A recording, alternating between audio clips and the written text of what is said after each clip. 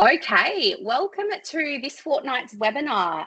We are talking about scaling with consistency. And today I'm joined by Chris Rutch, who is the founder and managing director over at Verisight. So Verisight basically helps engineers and technical leaders basically move into that technical leadership role. And he also does a lot of PSA implementation for businesses, helps them right shape those PSAs, helps them sort of get the I guess the ticketing systems right, the processes happening. And he's going to talk a lot today about the processes and the consistency and how we sort of work that in our businesses to make sure that we're not basically creating what I like to call a bit of a leaky bucket. So obviously on our webinars, we talk a lot about, doing marketing to basically put more into the bucket. But I sort of took a bit of a step back and went, okay, well, that's really great. But what happens if the bucket's a bit leaky at the bottom and things just seem to be pouring out? So I knocked my head together with Chris and I was like, you're really good at customer delivery and getting that right. And I'm really good at the marketing. So what should I know? And how could we educate our customers to be more to learn how to plug the holes in the leaky bucket, essentially. So Chris is going to talk today about consistency and the importance of consistency in customer delivery. He is going to give a little bit of a tech background as well, just to talk about what you can be doing from a technical perspective. And yeah, hopefully we can learn, I suppose, about what it's going to take to ensure that we've got sensational customer delivery.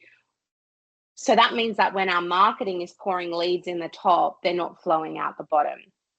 So Chris, do you want to give us a little bit of an introduction about yourself, where you've been, what you've been doing over the last couple of months building Verisight as a business, and then take us into today's content? Will do, certainly. Thank you, Kayla. So I've been in the MSP industry for over 20 years now, starting with a small home office-based MSP on the Sunshine Coast, where there was 3 of us.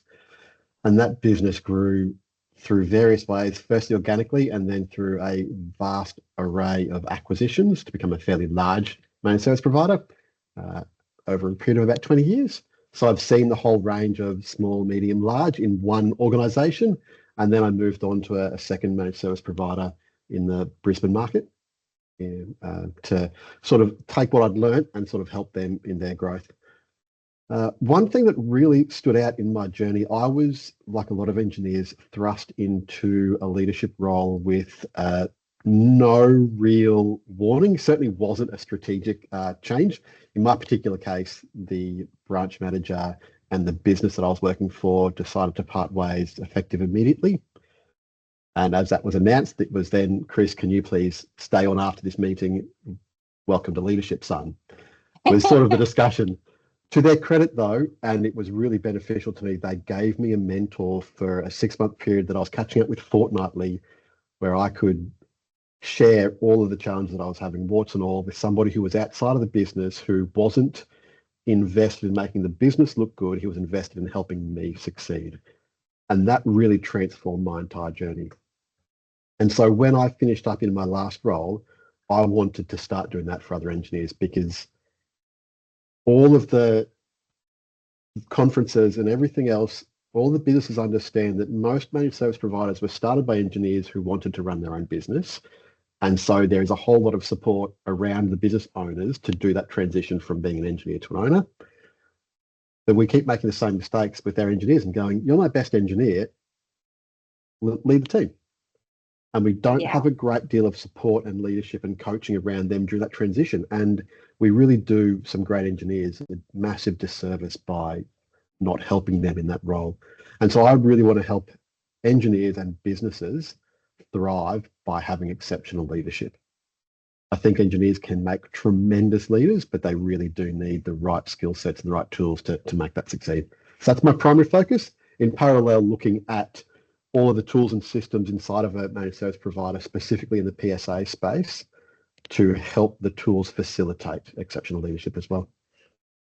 I think it's a great point that you raise. I think it's, I don't think anyone's ever ready for their first leadership position, right? And often it doesn't happen as a planned thing. Someone either leaves and all of a sudden you're thrust into this leadership position. But I do think there are things that we can do as, business leaders to help those people adapt to that, because it's not an easy adaptation, right? All of a sudden you've got people reporting to you and you're dealing with people's issues, and plus you've got to keep the actual project moving along or the ticketing system moving along. And it can be quite a daunting experience for someone who's never done that before. So I think, while I agree that, we're often not ready, and I don't think anyone ever is ready. It's a bit like parenthood. There are things that you can sort of do to prepare yourself or to, train your people to be a bit more, I guess, adapt a lot faster is what I'm trying to say. Yeah, certainly. And engineers, for the most part, got into the industry because we are very technical and very black and white in how we think and operate, which is great for computers, not so great for dealing with other people, because most people are not black and white. Yeah, there's emotion, there's shades of grey, there's so many different variables. But engineers are tremendous problem solvers, and so if you can help them learn how people operate and how different personalities will work and operate under different stresses and under different challenges, they can be awesome leaders. Just need to learn some more of those things. And you're right, you can learn an amount beforehand, at least technically, and then once you start applying it, you'll really learn how to make it work. Yeah, awesome. Well, talk to us about consistency though, because that's really the focus of today's presentation. And I'm sure there'll be little dots of gold, that things that we can do for our engineers to get them up to speed through this presentation. But let's talk about why consistency is so important for MSPs in particular, but I suppose wider business owners as well. Yeah, so you hit the nail right on the head at the start, where a leaky bucket syndrome, where there's always issues in businesses. There's never going to be a business that is perfect and error-free and problem-free. But the more consistent we can work on it, the easier it is to find where those leaks are and plug them, and then plug them permanently. So I'll share my screen. We'll focus through a few key areas. So firstly, I want to talk about consistency for scalability. And anyone who's been through the different conferences and everything, they'll learn that MSPs go through various phases in their career, in their journey, as it comes to different sizes, whether it's based on revenue or based on the number of people in the business. As you grow, you need to do things differently to get past that stage, that growth stage. Otherwise, you'll hit a ceiling and bounce back down repeatedly. Spoken about all the time. But what I think is actually missed in that message is that unless you're able to do everything the same way first, you can't reliably change. If you look at all of the business growth principles, EOS, Kaizen, scaling up, any of them, they all have consistency as a critical part of the process. The EOS level 10s are run at the exact same time every week with the same agenda. You do not miss them. You need to be consistent, and it applies to every area of the business. Once you can execute something consistently, you can find the holes and the problems, and then you can fix them. I mean, we find the same. Sorry to cut you off. No? We find the same in marketing as well, right? Like you're exactly right when you say in all areas of the business. It's the same with marketing. You have to be consistent and consistently showing up in the same way, delivering value for your audience. It's the same internally, right? Yeah. Yep. And same in service delivery, the same in people management, in leadership, every area. If you can be consistent, you will be much better. I'm a bit of a car guy and I love quotes. So I'm going to pull out one of my favorite Henry Ford quotes. And a number of people have heard it already, which is, any customer can have a car painted any color they want, so long as it's black. But there's actually a really fascinating story behind that quote, which doesn't really get spoken about too much. So when Henry Ford first started making the Model T Ford, which is the car that this quote is referencing, it was available in red, grey, green, It actually wasn't available in black when he first made it.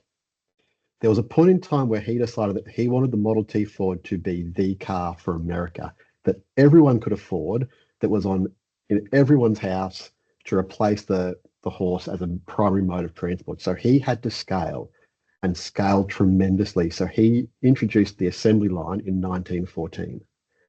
And that's when he changed to only selling the Model T Ford in black. That was it. If you want the Model T Ford, it's black from now on, no choice. And he did that for 11 years. He spent 11 years getting the Model T Ford perfected on the assembly line before he reintroduced color choices back to the market in 1925. And it sort of reflects the MSP journey a lot in my mind as well, because when we started a business, we were going to do everything for everyone. So long as they can pay us, we will say yes. Yeah. That's what we do. As we mature, we bring in standards and we bring in consistency, and we don't service particular clients, and we only sell particular products, and we aim to be more narrowly focused, effectively going, you can have our product so long as you have it in black. And we try and scale. What we don't do is spend enough time in that phase of perfecting the execution with consistency before we start going, that's not quite what we do, but yes, we'll do it anyway. This can be the exception, and that can be the exception, and that can be the exception. And then eventually we've got chaos again, and we fall back to operating as we started in the anything for anyone who's willing to pay us.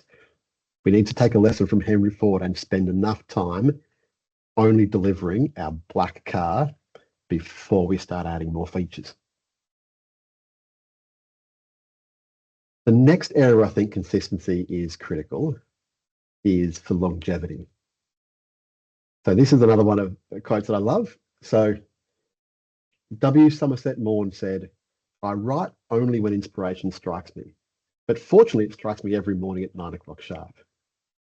And that quote, when I first heard it, stuck with me because I'd always thought of creatives particularly as being unstructured and loose and whimsical and only being able to work when inspiration hits them, led by the muse, so to speak. I take offense to that, Chris. Well, that was my thinking, and it wasn't really fair or accurate. I'm married to a creative, and it is awesome, and it is very, very different. But what I've come to realize is that the truly great creatives, the ones that have longevity, bring a high level of structure and consistency to everything they do. And so for information, Morn wrote over a period of 65 years. He produced 32 plays, 19 novels, another 9 volumes of short stories and other non-fiction books. That's a seriously long career in writing. But I've also seen this play out in the negative way in the service delivery space. I remember an engineer 15 years ago, great bloke, really nice guy. Stay in touch with him now. He's the nicest, kindest person you've ever met. The customers loved him. Nothing was ever too difficult. He'd say yes to everything. He was always there to help out, to the point that that started to become his downfall. As he kept saying yes and yes to all of the requests, the lists of things that he had to do just kept growing and growing.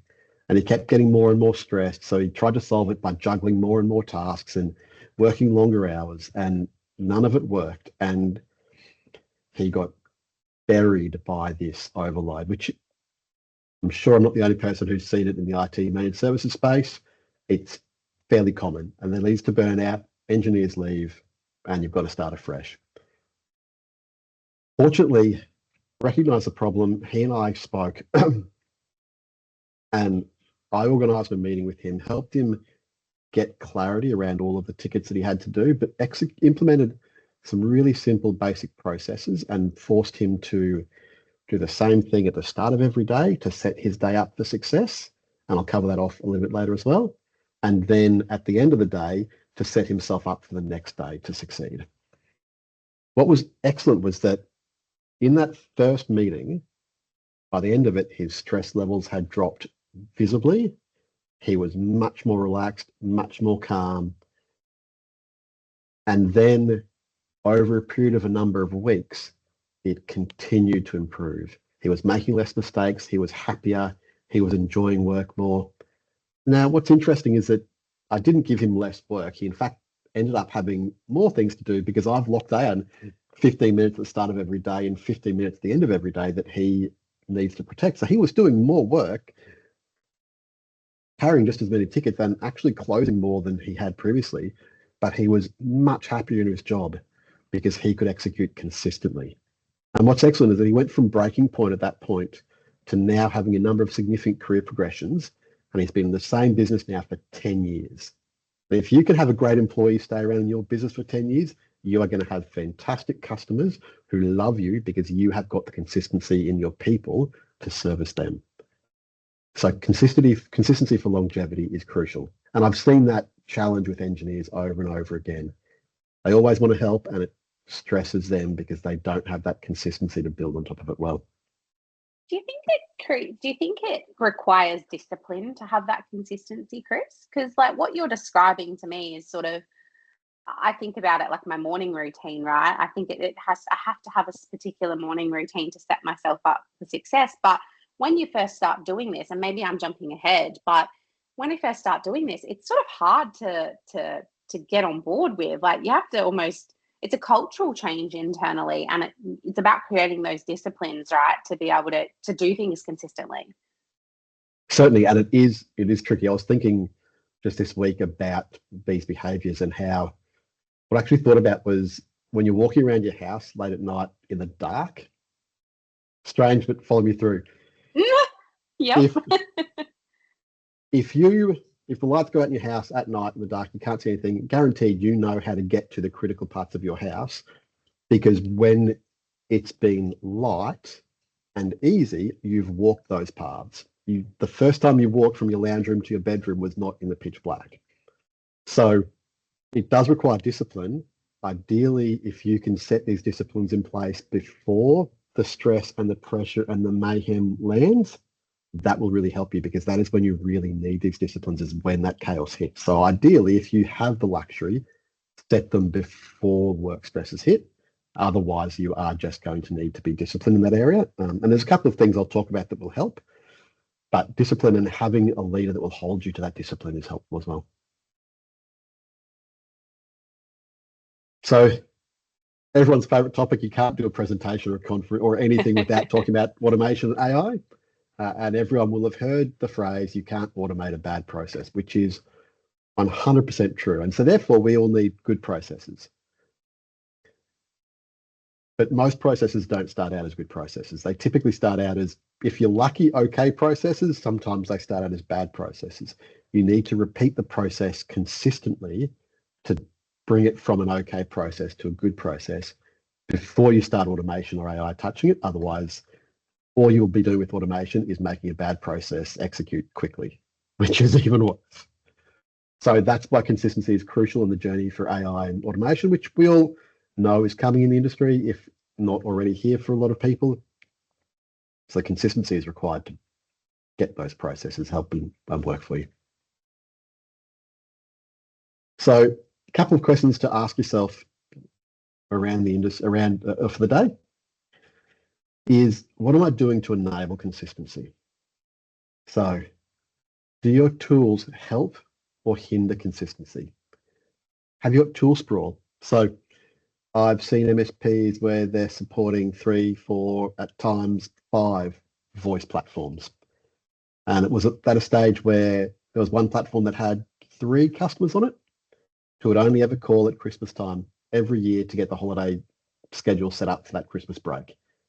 And every year without fail, it would be done wrong because the voice platform was only touched once a year. There was no way you could execute it consistently. You weren't keeping documentation up to date because platform changed and no one ever knew because you weren't using the tool. And so tool sprawl is a real killer for consistency. Configurations, really critical to enable consistency. We flesh out all these types and subtypes in our PSA to make sure that we've got all this pretty data that makes it really clear and very specific on what the ticket is. But if we've done it too much, you end up with a ticket where somebody's Outlook isn't working and it could be classified as a desktop incident or an Outlook problem or an Office 365 issue. And if we've got the configuration so broad, or sorry, so specific that it's not very clear which one you're using, really hard to be consistent. And then finally, is there somebody who's responsible for making that happen?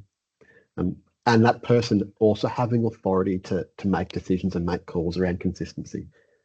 We're in the middle of conference season. There was IT Nation on a few weeks ago. DataCon's coming up. The PAX 8 conference was over in the States, and the cyber conference on this week as well. And everyone loves to be at the conferences, and owners turn up and they get sold on this brand new tool, which has got this shiny new feature that none of the other products in the same space do. And the owners justifiably look at it and go, you know, I can sell that feature. It brings extra value to our customer. We should buy it. They get sold on a great conference deal, come back into the business and go, here, we're now using this because it's got this extra feature. Maybe that was the right choice. Maybe that was the wrong choice. But if it's not done intentionally and deliberately with a real clear plan to not only roll out the new tool, but move everyone from the old tool onto the new tool so you can get rid of the old tool, you're just going to have tool sprawl. And if your tools make it harder for your engineers to be consistent, they'll eventually stop trying. I think I've heard it called shiny thing syndrome or shiny object syndrome lately. It's, you know, you get distracted by the shiny new thing and all of a sudden it's going to change your world. And it just becomes, like you say, you've got 50 different tools doing the same thing that one tool could have done. So yeah, that's definitely a thing right now, with particularly with that rise in AI that you mentioned before. I think we're seeing so many different AIs coming out. And I actually had a conversation with a customer yesterday going, why don't you review these AIs and tell people what is good and what isn't? Because like someone needs to do that. So I think that it's a real thing. And you're right, particularly at conference season, because every vendor is there. Every vendor's trying to flog, you know, what new thing they've got and how it's going to change the world, when really the base product hasn't changed. Yeah, and don't get me wrong, vendors are great. We need them in the ecosystem. They're really, really important. They're solving so many critical needs and inventing and bringing new features and great assets to the industry. It's awesome. And often it's the right decision to change the product, but sometimes it's not the right time. And that's a critical part of the process. And then if it is the right time, making sure that it is completed all the way through. So that's some things to talk about enabling consistency. So how do you know if you're being consistent? Just an idea, once this webinar finishes, open your PSA and have a look at how much time your team has recorded for today, or worse, potentially, depending on how it's going for the week. Because we're now Thursday, middle of the day, there should be very nearly a complete week recorded in the PSA of time from your engineering team. Certainly for today, there should be a number of hours already logged, and they should be quite detailed in terms of notes and what they were working on. Are you checking what you're expecting? Are your processes and your systems designed so that you can actually check whether a process has been complete or not? When I build out processes, there's a really key part that I add at the front and at the end of the process. So the process in the middle is important, but I start with an explanation of what the process is trying to achieve. And at the end, there's a list of validation markers. You know, if you follow this process fully, these are the things that you'll get. This is the outcome, and that should be checkable. You should be able to inspect that and know that the process has been followed properly. Ideally using automation, reporting, catching exceptions to be able to know if the process is being followed. So then can you manage by and report on those exceptions? And are your tools set up to help you be consistent? Or has the sprawl that we spoke about earlier made it impossible? So if we agree that consistency is important, how do we get our engineers to become consistent? And I think Simon Sinek said it really well. He says you need to start with why. If you've got an engineer and they don't know the why for a process, they simply won't care. It's the nature of engineering. If you don't know why, don't care. If they know the why but don't understand the why, and ideally, wherever possible, help them to agree with the why, then they won't comply eventually. So if I think back on the engineer that I was helping out earlier, if instead of talking with him one-on-one and helping him specifically with his challenges, helping him to see that the why for these processes were that it reduced his stress, it enabled him to do a better job. If I wasn't doing that, if instead I'd just gone, all right, business, here are our new processes. You must do this at the start of your day. You must do this at the end of your day. Thus saith the corporation. You must comply. He wouldn't have. He wouldn't have gotten on board with the why, and it would have been a much more difficult journey. So for him, I had to get involved and help him to see that this was beneficial for him. This is the why we have these processes. And then he was brought in and the change stuck. You might be lucky. There's some engineers, some team members that are just going to simply follow the process because that's their nature. We have a number of engineers that are just rule followers in general. It's the nature of the engineering space, but plenty of them need to really understand the why. And you'll know your team. You'll know which ones need to have that extra level of detail underneath the process and the ones that will just comply by nature.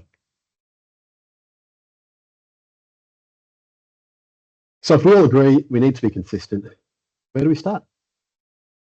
And I'd look to start with some simple processes that are easy to check and bring value to the team.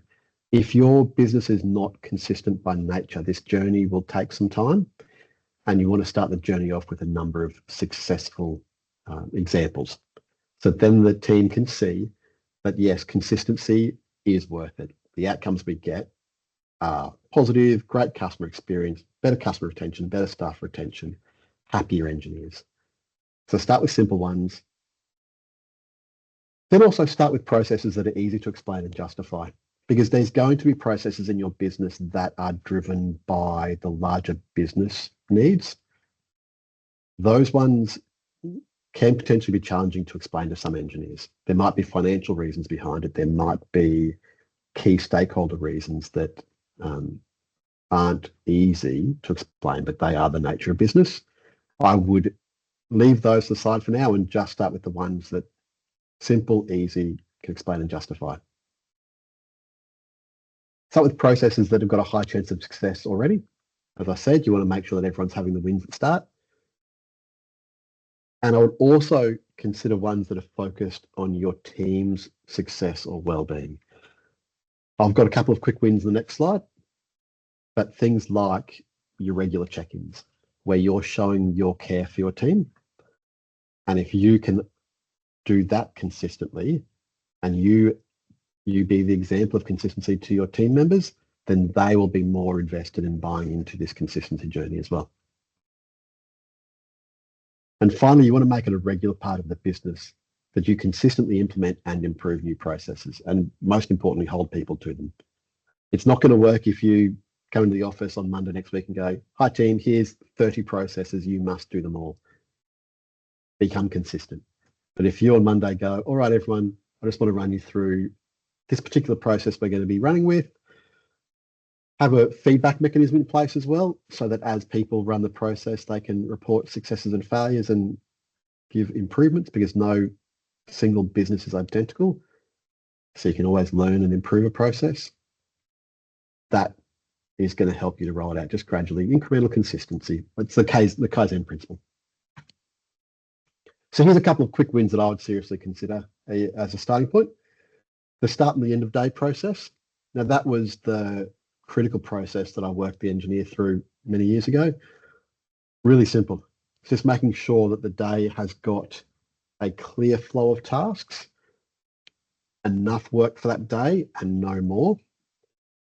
If you start your day, as engineers love to do, they'll have just a list of jobs for the day, and it will be 1.5 to potentially 3 days worth of work in their calendar. It's like you're setting yourself up for failure before the day even begins. And start the day with success, where you've got a clear list of 7 hours worth of work, good chance of success. You're comfortable that can be performed and then move the rest to the next day. One of the challenges with the MSP industry is that measure of success is really hard in an engineering team. There's always more tickets. You don't walk into the office one morning and go, yay, 0 tickets to close. Everyone, we've won. Job's done. There's always more tickets. So you need other measures to be able to finish the day and go, yes, I had a great day. The day was a success. It doesn't matter how many tickets are still open. I had a successful day. I worked hard and I can look back on my day and go, yes, I aimed for this and I succeeded. And that's where the start of day and then the end of day process is really critical. And it gives that positive feedback loop for all the engineers. And the end of day process is just reviewing your previous day, making sure that anything that was missed is moved on to the next day, getting back to any customers that have reached out for help, making sure that they are not waiting for another day for a response, and setting your morning up for success, because we never know what the next day is going to bring. And if you've at least done the groundwork work the afternoon before, if you come into a complete forest fire the next morning of work, you've got at least a good chance of succeeding that day as well. The next quick win that I'll implement is a check-in with each of your team members on a monthly basis. And it doesn't need to be a super complicated meeting with 15 agenda items and annotated with notes and recorded and stored in SharePoint and all of the complexities around red tape logistics. It's just a simple, quick check-in that you can do consistently so that your team knows that they are being held to the same consistent standard that you are. It can be as simple as asking a couple of quick questions. So what do you need from me to help you be more successful? Because this is all about helping your team members. What's something that you're working on to improve at the moment? And what's one area of the business that we can work on improving to give them the feedback and that voice inside the business? And a fourth question you can add as well is, if you're an EOS business, checking in on the quarterly ROC for that engineer, because everyone should have a quarterly ROC, and just making sure that it's on track. And that's as simple as your monthly check-in can be. But if you can repeat that consistently, over time, your team will know that you care because you are holding yourself to that. It's way too easy to make other more important activities come in over your monthly check-ins. I've done it myself far more often than I would like to admit. But the message that sends to the team members is, A, consistency is not actually important because I'm not holding myself to it. And worse, you're not that important because this thing has been taken over. So we want to make sure we can execute on that consistently.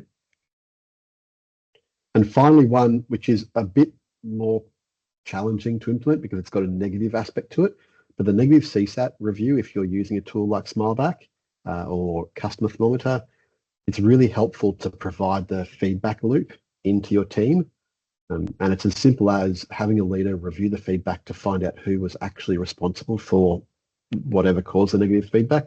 Sometimes the engineer on the ticket isn't actually responsible. There's nothing they could have done to give the customer a better outcome.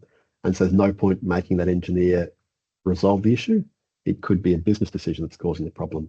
But if the engineers made a mistake, it's really important that they hold themselves to account on that task.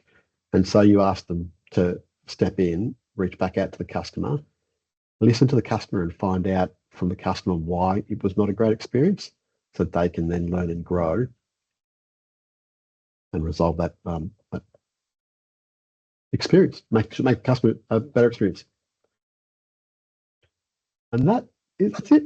That is consistency. That's awesome. Thank you, Chris. I think if you haven't discovered it yet, there's a Q&A button on the at the top of the screen. So if you would like to ask Chris a question, feel free to pop it in there and we'll bring it up. But while everyone's doing that, I loved your quick wins and your measures for success as well, Chris, because like I think it doesn't matter what part of the business you're looking at. Obviously, you work a lot with engineers and things like that, but I think you can implement it in any part of a business. Like we can implement it into marketing, we can implement it into HR. Like I think those sort of regular check-ins, displaying consistency is really important to our teams and how we get them functioning at that high level. What would your advice be to an MSP who's potentially maybe a bit smaller or just starting out? on how to, because they probably don't have massive teams at that point in time. They might even just have one engineer doing majority of the work. What would be your advice for them versus what would be your advice to, say, a 20 people large or even 30 people large MSP who maybe haven't got it right, and they're looking to sort of change things? So that's sort of two opposite ends of the spectrum. And that they are quite opposite in terms of how you can approach them as well. So a smaller business, you can really, if you've only got one or two other engineers, you can really get them bought in to the consistency journey because their voice in terms of the process is a larger part of the business. So if an engineer is part of the development process, building out the systems, they will naturally be more bought into making it succeed as well. So I would really lean on the engineer at that starting point to go, okay, in concept, we want to start a day process. We want an end of day process. We want a ticket closure process. Let's build one together that is going to get us these outcomes. So the leader and the business owner's goal is to set the outcomes for the process. And then in that situation, the engineer should be highly involved in the details of how that outcome is achieved. So that's how I'd do it in the smaller space. In a larger business, your processes need to be a bit more prescriptive because you've got multiple people being involved in it. And so you need probably your more senior engineers to build out those processes and the team leaders to be engaged in holding their team to account. If you've got 20 engineers, you're probably 3 to 4 teams, is my guess. Yeah. And so focus on giving a process to each team to sort of roll out and develop and improve together. So you're not treating everyone the same in terms of you might need a level 3 process that is really only applicable to your senior engineers. And they're much more likely to take up consistency quickly. And so you can help, they can move quicker, they can move faster. And then the entry level ones, potentially your phone answering team, they will need a lot more prescriptive processes to really give them follow this.